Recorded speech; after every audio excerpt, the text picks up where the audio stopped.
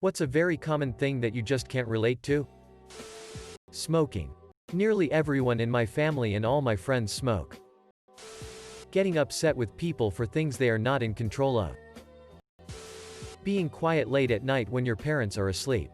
My parents are deaf. I went to a Big Ten college. I swear everyone was having the time of their life but me. I couldn't wait to graduate. Restaurants that force their staff to act, sing or engage in fake banter. Just make my food please and leave the theater to the thespians. The obsession with branded things. Clothes with the brand's name on them just look tacky for me. I'd much rather have a regular old graphic tee instead of a t-shirt with Gucci on the front in gigantic bold capital letters. It's pretty whatever most of the time. Wear what you want and all that.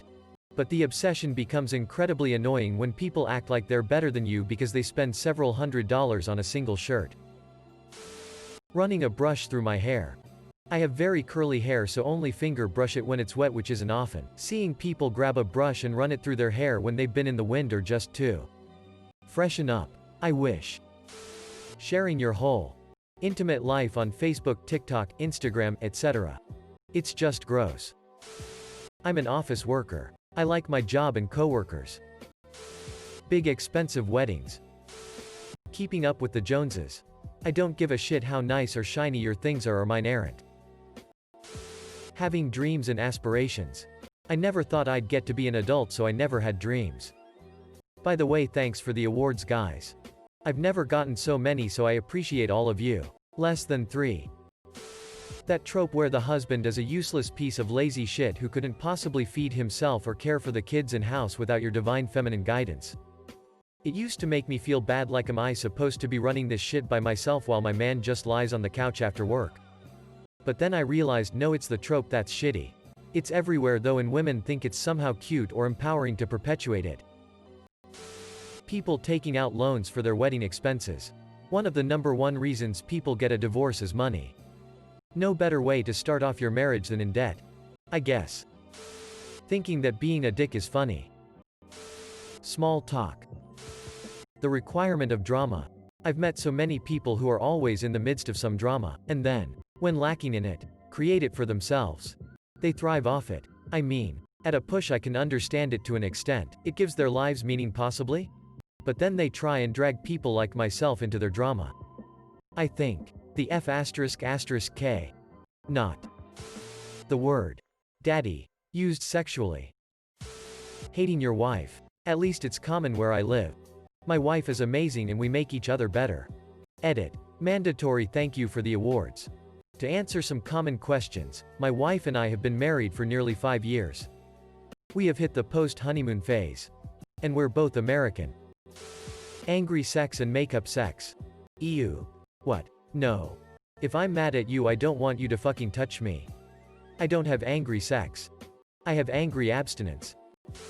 Speaker phone in public. I barely even want to take a normal call anywhere in public with a whispered tone. People who feel the need to post nasty, negative comments on others. Posts on social media. Don't like it? Scroll past. Unfollow. Unsubscribe. The world has enough negativity without it. Hanging out in loud, crowded places. Give me a place where you can actually have a conversation and elbow room. Having what is considered a normal social life. Gender reveal party. Fighting, yelling, hostility in relationships with my significant other. It could very well stem from my childhood. I guess. It's not to say we don't have disagreements or the relationship is flawless, but obstacles always have been resolved without much issue.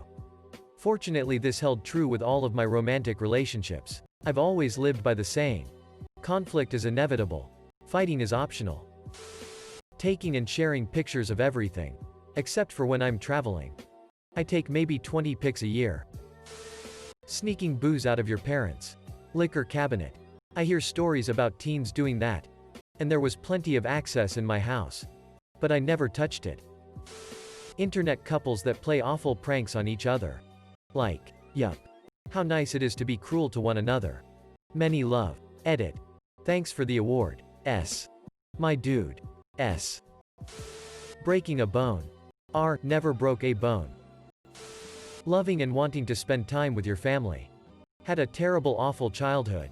As an adult, just lots of toxic interactions whenever anyone from my family got involved in my life, so all cut off. When I see people posting about their family and how much they love them, I just don't understand it.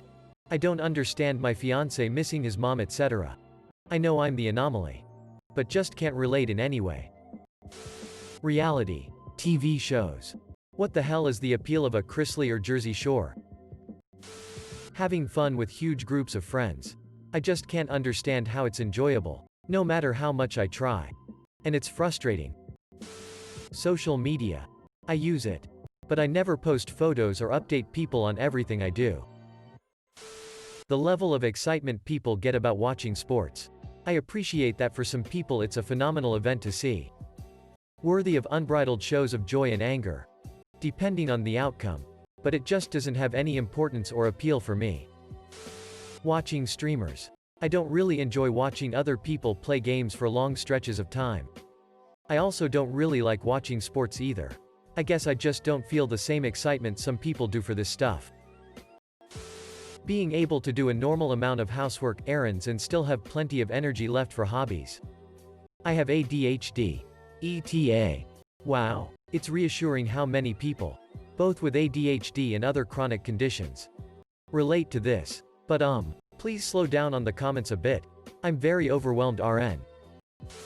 Not voicing your discomfort in certain situations. Too often I see that things could be solved if someone just spoke up, but it baffles me when they don't. Edit. My top comment all time. Neat. Thanks for the awards. I'll stay active here until it dies out. I just may take a few hours to answer.